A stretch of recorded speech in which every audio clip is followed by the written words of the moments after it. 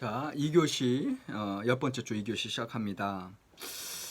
여전히 410쪽이 지금 있고 여기 중요한 내용들이 여기 나와 있는데 아까 이제 끝난 장면 다음 단락 보세요. 여러 측면들에서 보았을 때 분명 하나님은 남 왕국의 미래를 돌보시는 것만큼이나 다윗 왕조 그 미래를 이미 사무엘하에 나단으로 그래서 이제 다윗 왕조 영원히 지속되리라 말씀하셨는데 그것만큼이나 동일하게 북왕국의 미래를 돌보신다고 하는 거예요. 하나님이 열려 계시기 때문에. 하나님의 선민은 양쪽 왕국 모두에게 퍼져 있기 때문에 아브라함에게 이미 하나님 약속하셨고 하나님의 선택 그 모세의 그 합비로 히브리 백성들 계약 백성 삼으셨고 그러니까 하나님이 여전히 계속해서 역사는 하나님의 은혜는 흘러가요. 이러한 점은 이어지는 내러티브에서 이제 분명히 드러나게 된다. 모세 언약과 그것의 명령을 자신들의 신앙의 핵심으로 계속해서 존중하시지 않을 것이라는 지적이 어디에도 없다. 그러나 곧 드러나게 될 것처럼. 그러나 하나님의 관심에도 불구하고 여로보암의 죄가 드러났고 미래의 현실은 급격히 부정적인 방향으로 선회한다. 여로보암을 향한 하나님의 의지는 하나님의 뜻은 하나님의 기대는 실현되지 못했다. 이는 하나님의 실패가 아니라 인간의 실패예요. 여로보암의 실패고 사울의 실패고 가룟 유다의 실패란 말이에요. 여로보암의 죄악들은 그것들이 그와 그의 왕조를 향한 하나님의 뜻에 온전히 하나님의 뜻에 이제 온전히 나아가지 못했다고 하는 거.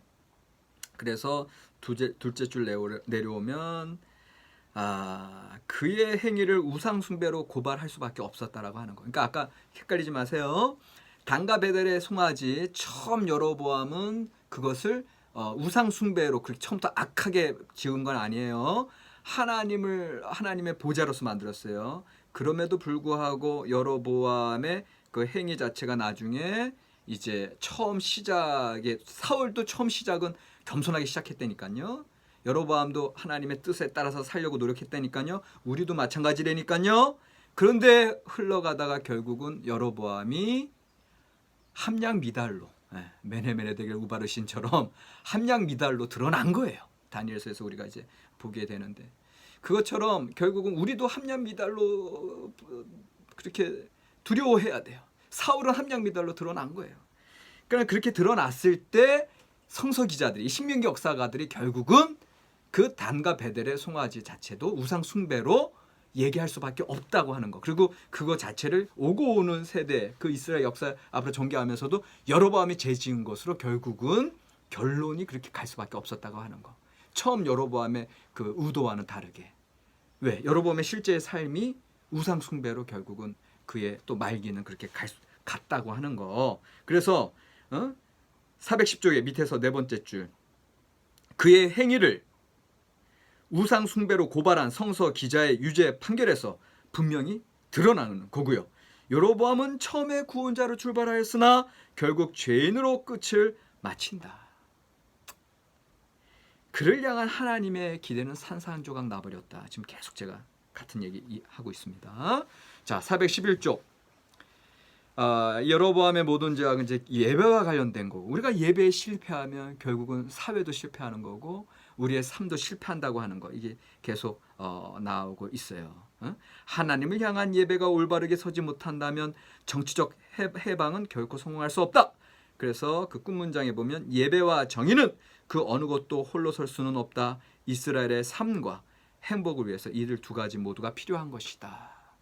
그러니까 결국은 그 예언자들 북이스라엘 예언자들의 운동을 통해서 특별히 아이야 선지자 통해서 당시에 여로보암이 하나님 앞에 섰으나 결국 그들이 그 북이스라엘의 여전히 그 가나안적인 환경, 다신론적인 환경, 세상적인 문화와 우상 숭배의 환경에서 야훼 유일신 하나님 앞에 온전히 서지 못했을 때 예배가 온전히 살아나지 못했을 때 결국은 그 사회의 정의는 이루어질 수 없었고 결국 그 사회는 쇠퇴의 일로로 나가게 될 수밖에 없었다라고 하는 거. 그런 얘기 하면서 4. 분열된 왕국 섹션 4 분열된 왕국 내러티브의 반복이 계속해서 이제 이루어지고 있는 거를 이제 보게 되고요. 412쪽에 분열 왕국 시대 왕 연대기 여러분들 이제 도움이 되실 거고요. 지금 우리가 이제 지금 유다 르호보암, 이스라엘 여로보암 1세 해서 여로보암 1세 나중에 여로보암 2세가 또 이제 예후 왕조에서 나오고 있거든요. 여기 그 여로보암 2세 보이죠? 예후, 여호아스, 여로보암 2세. 그래서 지금 여로보암 1세라고 볼 수 있고요. 결국 922년에 이제 분열 왕국돼서 쭉 흘러가는 거 이 표를 참고하시면 되겠고요. 그다음에 이제 413쪽에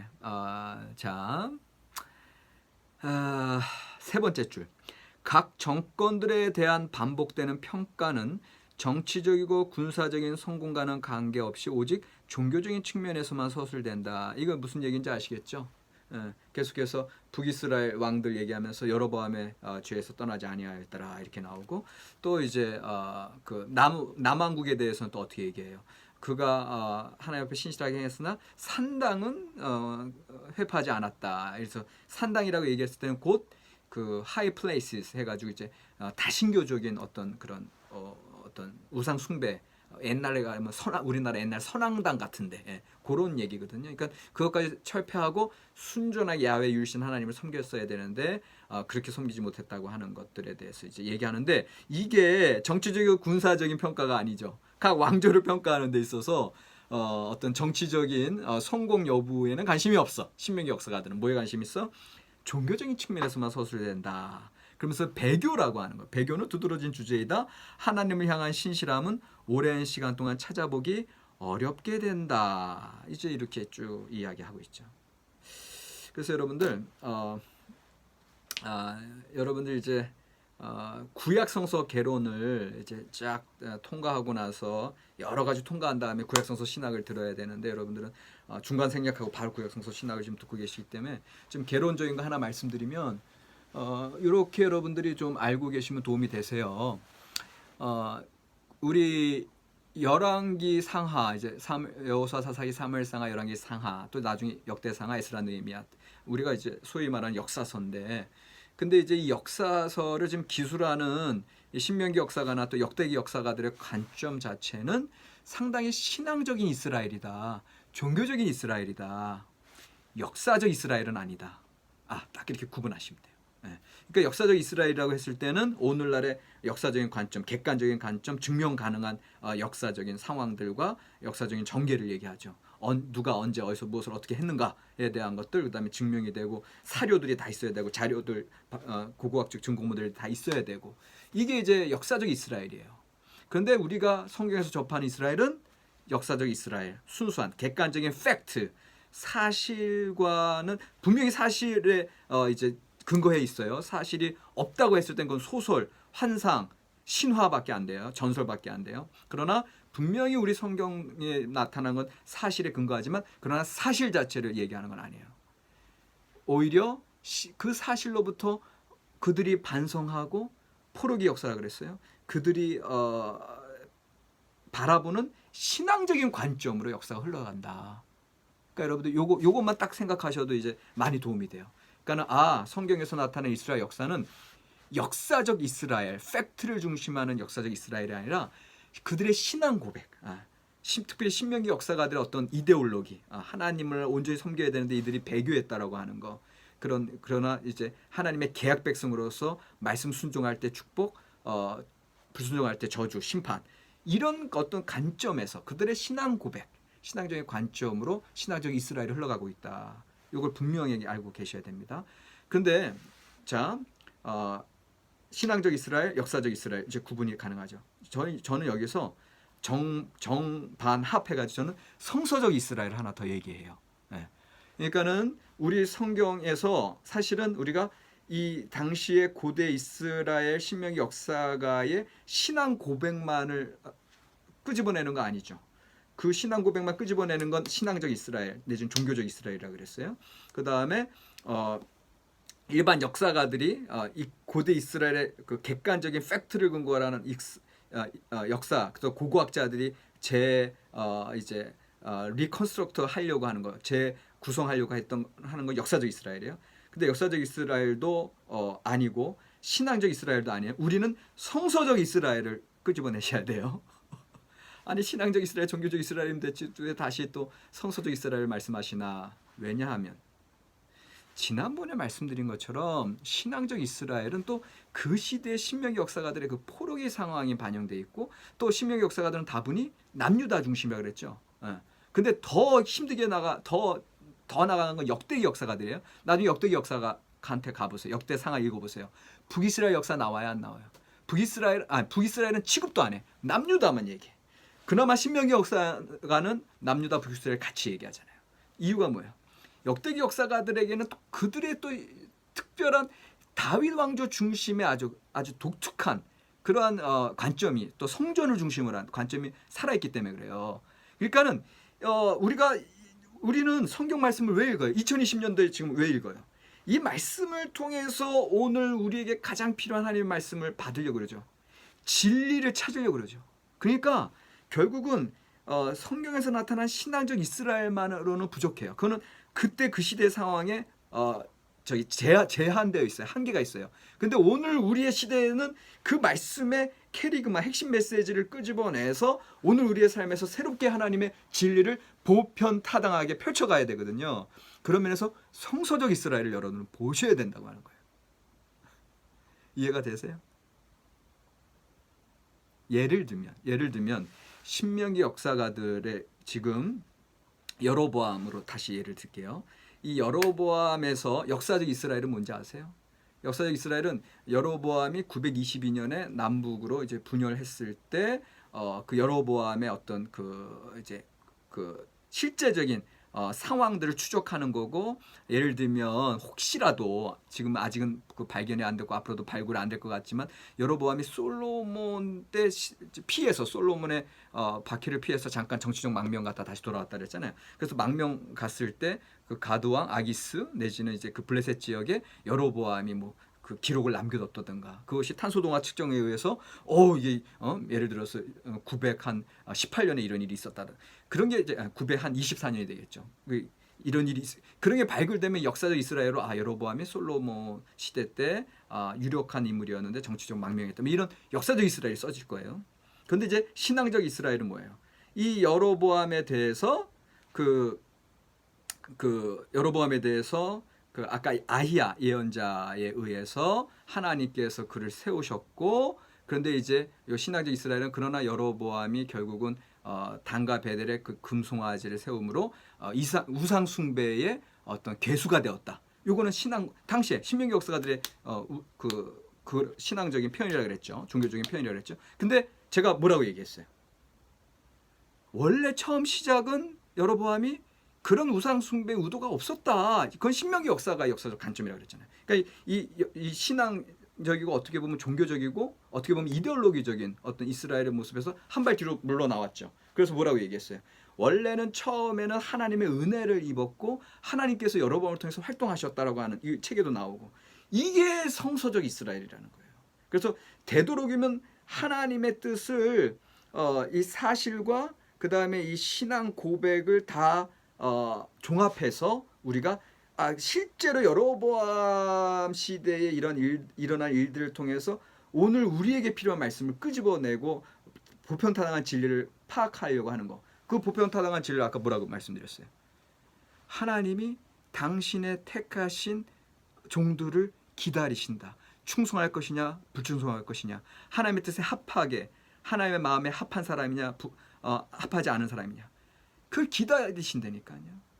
그러니까 여러분들도 마찬가지. 오늘날에 여러분들 하나님의 사람들로 세움을 받았는데 여러분들에게 그 어느 누구도, 심지어는 이만희도, 심지어는 이단 교주된 사람들도 처음부터 그렇게 이단 교주 되려고 그랬겠어요? 뭔가 그들에게 하나님께서 은혜를 주시고 은사를 주셨겠죠.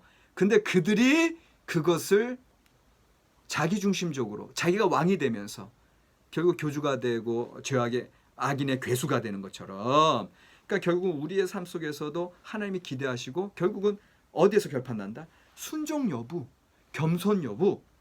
내가 왕이 아니라 하나님이 왕이시고 나는 하나님 앞에 모든 걸 부인하고 예수로 살아갈 때, 그때 그게 보편타당한 오늘의 삶의 진리로 다가오는 거. 자, 그러니까 여러분들 지금 제가 설명드렸어요. 역사적 이스라엘, 신앙적 이스라엘, 성서적 이스라엘. 요것을 좀 잘 기억하시고 아마 요게 여러분들 과제로 나가기 쉽습니다. 그래서 지금 여기서도 계속 413쪽이 그런 설명들이 쭉 이루어져요. 자, 413쪽에 하나, 둘, 셋, 넷, 다섯, 여섯, 일곱 번째 줄. 저자의 근본적인 관심은 사료를 통해 과거를 재구성하여 역사를 사실적으로 서술하는 데 있지 않다. 이게 역사적 이스라엘이에요. 예. 그러니까는 역사를 사실적으로 서술하는 거, 그 역사적 이스라엘이에요. 그런데 지금 신명기 역사가들은 거기에 관심이 있지 않다. 오히려 진정한 관심은 독자들에게 하나님의 말씀을 전달하고 또한 공동체의 미래를 위한 계획을 세우는 거울로서 과거의 교훈을 제시하고자 하는 데 있다. 여기 이제 신앙적 이스라엘이라는 거예요. 종교적 이스라엘이라고 하는 거예요. 예언자들이 등장하게 되면서 이야기는 더 확장되고 신학적 해석이 보다 많은 역할을 수행하게 된다. 결국 내러티브를 진행시키는 동력은 하나님의 관심사이며 그것이 곧 중요한 이슈를 결정하게 된다. 요 맨 마지막에 나오는 거. 결국은 요것을 통해서 하나님의 본성과 하나님의 섭리를 끄집어내서 오늘 우리의 삶까지도 적용하려고 하는 거. 이게 성서적 이스라엘. 역사적 이스라엘, 신앙적 이스라엘, 성서적 이스라엘. 요거를 여러분들 딱 정리해 놓고 계시면 앞으로 성경 말씀 읽을 때도 상당히 많은 부분 여러분들이 헷갈리지 않아요. 그리고 우리에게 어떤 질문을 누가 해온다고 하더라도 여러분들이 상당히 설명을 쉽게 해 줄 수가 있습니다. 자, 414쪽으로 넘어가시면 여기도 상당히 중요한 내용이 나와 있는데 그 414쪽의 위에서부터 하나, 둘, 셋, 넷, 다섯, 여섯, 일곱 번째 줄 여섯 번째 줄부터 볼까요? 선하고 악한 왕들과 그들에게 일어나는 일들 사이의 관계성이 엄밀하게 인과응보로 처리되지는 않는다. 왜냐하면 이제 이렇게 얘기하는 게 이제 신명기 역사가들의 중요 사상이 이제 계약 사상이고 예언 성취 사상이고 그다음에 인과응보 사상이거든요. 근데 이제 인과응보적으로 처리되지 않아. 왜? 하나님의 활동 및 인간의 활동은 왕정 이야기들을 기계적으로 그렇게 인과응보적으로 딱딱딱 떨어지지 않아. 여러분들 우리 인생이 그렇잖아요. 하나님의 말씀대로 내 삶이 펼쳐져? 열심히 신앙생활하는 사람이 늘 성공하고 하나님 잘 안 믿는 사람들이 오히려 세상에서 실패해요? 오히려 반대되는 상황이 더 많지. 그러니까 기계적으로 우리의 삶이 일어나지 않아. 하나님은 당신의 계획을 수행하시고 사람들을 책임 있는 존재로 만드시며 모두를 위한 행복을 추구하셔요. 그러나 그 어떠한 인과응보의 원리도 교리적인 권위를 가질 수는 없다. 그러니까 여러분들 다시 여기서 얘기하고자 하는 게 그런 형식적인 교리 그대로 삶이 펼쳐지지 않는 거예요. 그러나 그렇다고 할지라도 여전히 하나님께서는 하나님의 계획을 수행하시고 사람들은 여전히 책임 있게 하나님 앞에 응답해야 되고 그리고 우리는 하나님 안에서 구원받은 행복을 추구해 간다고 하는 거. 삶은 인과응보적으로 교리적으로 펼쳐지지 않는다 할지라도 우리의 삶은 여전히 그렇게 하나님 앞에 신실하게 살아가야 된다고 하는 것. 또 하나님은 늘 우리에게 은혜를 베푸신다고 하는 것. 이거는 기억하셔야 된다. 다시 말하면 여러분들이 주일날 목사님 말씀 듣고 은혜 받고 또 여러분들이 목회자로서 선포하고 이렇게 말씀대로 살아야 됩니다. 우리는 아멘하고 또 여러분들 선포하실 때는 그만큼 하나님께서 성령의 권위를 주셔서 선포하게 하시잖아요. 근데 실제로 성도들도 그렇고 우리 목회자들도 그렇고 실제 삶에 가면 그 말씀대로 내 선포대로 안 이루어지잖아. 그러한 인과응보적으로 교리적으로 안 이루어지잖아. 나는 열심히 하나님 믿는데 하나님 안 믿는 옆집 경숙이 내가 더 잘 살잖아. 그러니까 그런 상황 속에서도 그럼에도 불구하고 우리들은 여전히 하나님을 바라봐야 된다고 하는 거. 좋으신 하나님을 바라보셔야 한다는 거. 왜? 하나님은 여전히 하나님의 구원 계획과 은혜의 역사를 수행하고 계세요.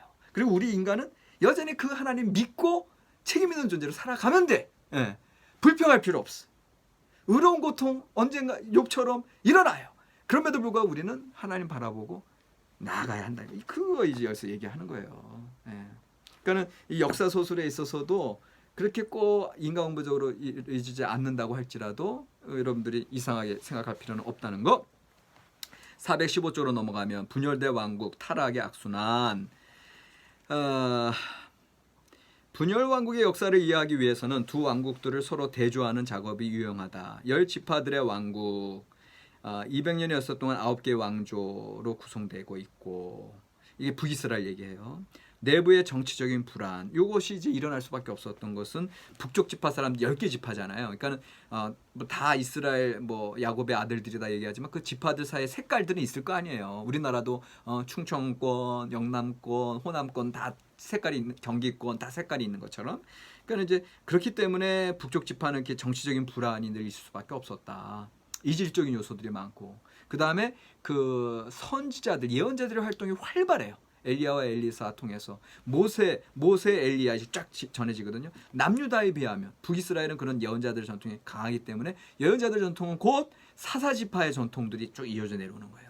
그렇기 때문에 그 계약 백성답게 그 새로 세워진 왕이 제대로 행하지 못할 때 선지자들이 새로운 다른 왕을 세우는 거예요. 그래서 하나님의 말씀대로 살아가게끔 왕권을 견제한다 그랬잖아요. 결국은 그래서 쿠데타가 많이 일어날 수밖에 없었어, 북이스라엘은. 그러니까 내부적으로 이질적인 10개 지파 요소들이 있어. 그 다음에 정치 신앙적으로는 모세의 그 율법 계약 신앙 전통에 이어 내려왔고, 그 사회적으로는 문화, 사사기 시대 문화가 들어와 있어요. 카리스마적 리더십. 그러니까는 쿠데타가 많이 일어날 수밖에 없었어. 반면에 남유다는 그냥 유다 지파 하나하고 베냐민 지파가 이제 끼어 있긴 하지만, 그리고 나서 그 다음에 이미 사무엘 하 7장에서 나단 오로크를 받아서 다윗 왕조 이데올로기가 확립돼 있어. 그러니까는 왕들이 좀 잘못하더라도 이미 하나님께서 다윗 왕조에 대한 언약, 영원히 예루살렘의 다윗 왕조가 이어질 것이라고 하는 걸 언약을 하셨기 때문에 쿠데타가 일어날 그런 여지가 별로 없었던 거죠. 그러니까 그 남북 왕조의 성격 차이는 여러분들이 좀 보시면 되겠고요. 그래서 416쪽으로 넘어오면 예언자들은 왕정의 실패가 하나님의 약속을 취소시킬 수 없음을 주장하였다. 그리고 그리스도인들은 그러한 약속이 예수 그리스도 안에서 완전하게 최종적으로 현실화되었다고 주장한다. 이게 뭐냐면 이제 그 다윗 왕조 중심의 하나님, 아까 제가 얘기한 다윗 왕조 이데올로기인데, 그런 다윗 왕조 이데올로기가 단지 사회적인 어떤 민족적인 이데올로기로만 끝난 것이 아니라 그 이후에 이스라엘 역사 펼쳐지는 동안 여전히 하나님의 약속이 흘러 들어가는 거예요. 예. 하나님의 약속이 살아 있는 거야. 그런 하나님의 약속이 이제 메시아 사상까지 이어지면서 예수 그리스도까지 이어지는 거, 이거를 이제 설명하고 있는 거고요. 그 다음에 이제 417쪽 왔네요. 417쪽 왔더니 자, 여기 이제 오므리 왕조가 이제 얘기가 나오고 있어요. 410쪽의 밑에서 하나, 둘, 셋, 넷, 다섯, 6번째 줄.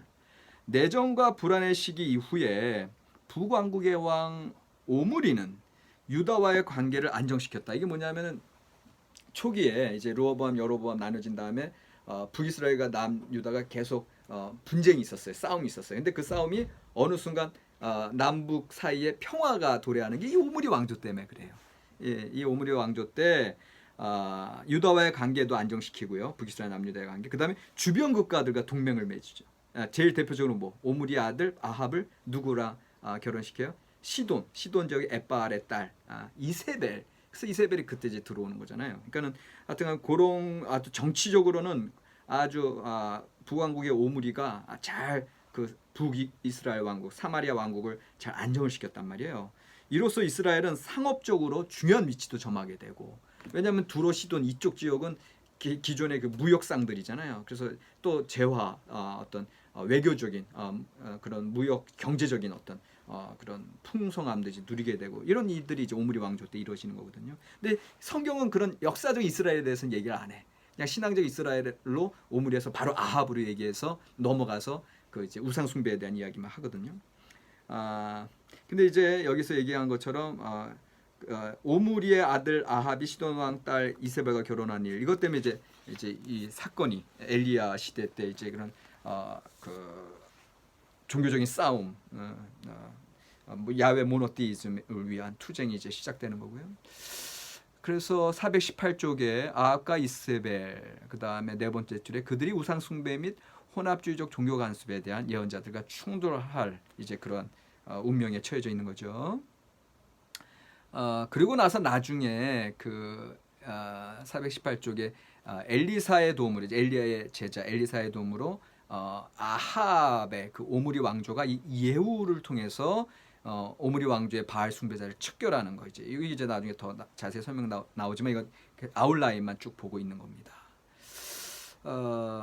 자, 그래서 지금 두 번째 시간 남은 시간에 잠깐 그 이 책에는 없는 건데 이 오므리 왕조의 어떻게 보면 오므리 왕조의 실제적인 그 역사적 이스라엘에 가까운 우리 성경에서는 신앙적 이스라엘, 종교적 이스라엘 얘기했다면 역사적 이스라엘의 모습을 조금 보려고 하는데 이게 이제 잠깐만 설명할게요. 여기 요 책이에요. 이스라엘 종교사 라이너 알베르츠가 지었고요. 여기에서 제가 참고한 겁니다. 여기 오므리 왕조의 종교 정책 해가지고 329쪽부터 335쪽 이스라엘 종교사 1, 2가 있어요. 라이너 알베르츠 독일의 이제 아주 뛰어난 석학이신데 이분이 이제 그 종교사라고 하는 것은 단지 그 어떤 신앙적인 고백만 얘기한 게 아니라 당시에 그런 종교 역사가 객관적으로 어떻게 발전되어 왔는지 이제 그래서 역사적 이스라엘이랑 좀 가까운 모습을 이야기하고 있는데 이분이 하는 얘기가 오므리는 이미 그 이전에 여로보암 1세죠. 여로보암이 실패한 그런 왕정 체제를 확립을 해서 비로소 그러니까 북이스라엘의 실제적인 왕정 체제의 확립은 오므리 왕조 시대부터라고 하는 거 예를 들면 사마리아가 북이스라엘 수도잖아요. 그것이 이 오므리 왕조 때 사마리아를 수도로 이제 만드는 게 열왕기상 16장 24절에 나오고요. 두 번째 외교 정책 아까 말씀드렸어요. 페니키아 지역 두로시도 아람 페니키아뿐만 아니라 이쪽 아람 국가들과 동맹 관계를 맺어요. 그래서 이제 외교 정책에서도 정략 결혼도 하고 그런 평화 정책을 펴면서 이제 경제적으로 부강하게 되는 거고요. 심지어는 남한국과 계속 싸웠거든요. 남유다와 북이스라엘 계속 싸웠는데 이제 오므리 왕조 시절부터는 물론 오므리 왕조가 이제 또 군사적으로도 강력한 힘을 발휘했기 때문에 이제 남한국에 감히 싸우려고 하지도 못했을 뿐더러 남한국 그 요람 왕과 아합의 딸과 결혼시키죠. 이것도 정략 결혼이죠. 그래서 아달랴가 이제 요람이랑 결혼하게 되죠. 요사박과 아합이 이제 사돈제간이 되죠. 그래서 아합 왕의 딸 아달랴와 그 여호사밧 남유다 왕 여호사밧의 아들 요람과 이제 결혼시키는 그래서 이런 외교 정책들을 이제 펴게 되고요. 그다음에 이제 종교 정책은 뭐예요? 그러니까 이 오므리 왕조가 힘들었던 것은 바로 이 오므리 왕조 시절에 수도인 사마리아의 바알 신전을 짓는 거죠. 이게 열왕기상 16장 32절에 나와요. 그 신전이 아마 시돈의 바알에게 바쳐졌을 것이다. 그래서 이제 그 아내인 이세벨 여왕을 위해서 졌고 거기에서 실제적으로 그런 바알 제의를 이세벨이 진행하고 그다음에 그 지역에 그 종교적인 박해, 야훼 신앙을 박해했을 것이다. 이런 근데 물론 알베르츠는 박해를 했다라는 얘기까지는 안 해. 오히려 박해했다고 하는 건 신앙적인 이스라엘의 모습이고 역사적 이스라엘의 모습에서는 실제적인 박해까지 안 하니까 그냥 다신론으로 갔을 것이다. 이제 이런 식의 얘기를 하고 있고요. 바알 신이 이스라엘 국가 내에서 수세기 동안 숭배됐던 계기. 그래서 신명기 역사가들에게 있어서는 야훼 신앙을 위협하는 것으로 우리가 얘기할 때 우상 숭배 얘기하면 여러분들 바알과 아세라 딱 얘기하잖아요. 그렇게 되었던 이유는 역사적으로는 이 오므리 왕 시대 때부터 그 일들이 시작된 것으로 이제 보게 되는 거고요. 그래서 이 시대에 그 바알 제의가 이제 확장됐으리라 이제 그렇게 보고 있고 반면에 아합 왕가가 야훼 종교에 대하여 공격적인 정책을 실시했다. 예를 들면 이제 이세벨이 이제 엘리야 죽이려고 하고 요거에 대해서 알베르츠는 아까도 얘기했듯이 그렇게 실제적으로는 공격하지 않았을 거고 단지 다신론 얘기하면서 좀 더 바알 강조했을 뿐이지 야훼 신앙을 박해하지는 않았을 것이다. 핍박하지 않을 것이다. 이렇게 얘기하지만 근데 저는 그것까지는 안 받아들여요. 성경에서 분명히 어떤 그런 박해의 모습들이 분명히 드러나고 있는 걸 우리가 이제 알 수가 있고요. 더군다나 좀 그 역사적 이스라엘 좀 관점에서 또 이제 써진 게 이제 요거거든요. 국제성서주서. 여기 이제 11개 그레이, 존 그레이가 썼는데 존 그레이는 여전히 실제적으로 박해의 모습이 있었다라고 분명히 얘기하고 있고, 그래서 저 자신도 예를 들면은 열왕기하 17장 3절에 보면 너는 여기서 떠나 동쪽으로 가서 요단 앞 그립 시내가에서 숨고, 그러니까 이미 엘리야 시절부터 하나님을 섬기는 야훼 선지자들이 이렇게 숨어 다닐 수밖에 없는 상황들이 성경에 많이 증거가 돼 있거든요. 본문에서도. 그러니까 그게 단순한 신앙적인 이야기가 아니라 실제 팩트, 역사 사실에서도 있었을 것이다. 그러니까 여러분들 이게 지금 제가 이제 요 포인트를 하나를 말씀드리고 싶은데, 성경을 신앙적 이스라엘 또 어떤 이데올로기적인 이스라엘로만 이제 봤을 때, 이제 지금 이 알베르츠가 이렇게 봐요. 알베르츠가 봤을 때 어떤 때는 객관적인 팩트 중심의 역사적 이스라엘 얘기한다고 해놓고서는 성경에 나온 얘기까지도 안 믿으려고 하는 경향이 많아요. 그게 이제 역사 비평학자들 또 소위 자유주의 신학자들의 또 오류예요. 그게 무슨 소리냐 하면은 성경은 그렇게 특별한 관점으로 써져 있고 포로기 신학과 한계 상황에서 써졌기 때문에 우리가 그걸 다 받아들일 필요 없다라고 얘기할 때, 우리가 신앙인으로서 하나님의 권위의 정경 말씀, 성경 말씀 우리가 받아들이는 사람들이 헷갈릴 수밖에 없거든요. 근데 제 입장은 역사적 이스라엘의 모습을 충분히 우리가 이제 신앙적 이스라엘 어떤 이데올로기적인 진술에서 끄집어낼 필요는 있으나, 그렇다고 성경의 말씀을 다 이거는 너무 지나친 말씀이다라고 하면서 성경 말씀을 믿지 않는 단계까지 넘어가면 안 돼요. 그러니까 지금 라이너 알베르츠는 당시에 엘리야와 그 바알 신과 아세라 신 섬기는 1대 850의 대결도 오히려 만든 얘기로 그렇게 갈 수밖에 없다는 거예요. 실제로 이렇게 박해 상황이 없었다고 얘기하는 건. 근데 이것까지는 제가 받아들일 수 없는 거고, 또 그렇게 아무것도 없이 그러면 성경을 그러면 그냥 소설로 만들어 버리는 결과가 빚어지는 거예요. 그러니까 그러니까 역사적 이스라엘도 보고 신앙적 이스라엘 구분하는 건 중요하지만 성서적 이스라엘을 그래서 끄집어내야 된다고 하는 거. 그러니까 성서적 이스라엘은 팩트와 또 이 신앙 고백을 합쳐서 정말로 그 속에서 진실성, truth, 진리를 파악해내야 되는 노력이 중요하다고 하는 거고, 그런 면에서 분명하게 아합 왕 시절에 엘리야의 야훼 모노티즘으로서 챔피언으로서 그들과 대결했던 거, 영적인 싸움은 분명하다고 하는 거고요. 이거를 우리가 받아들여야 오늘 우리의 삶에서도 이 세상에 휩쓸려서 뭐 그런 종교적 투쟁이 있었던 건 아니고 뭐 이런 식으로 이성적으로 합리적으로 얘기하는 척하면서, 그러면서 오늘 내가 세상적으로 살아가는 것도 합리화하고 그런 자세는 안 된다라는 거예요.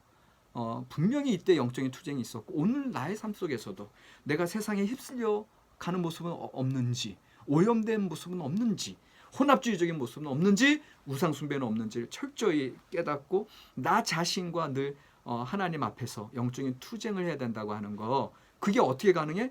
하나님의 말씀을 여전히 성서적 이스라엘과 신앙적 이스라엘을 깨뜨고 들어가서 성서적 이스라엘을 받아들였을 때 그 하나님의 말씀 하나님의 말씀이 오늘 나의 삶 가운데 진리로 와닿는다고 하는 거. 이거를 여러분들 꼭 기억하시면 되겠습니다. 세 번째 시간으로 넘어가겠습니다.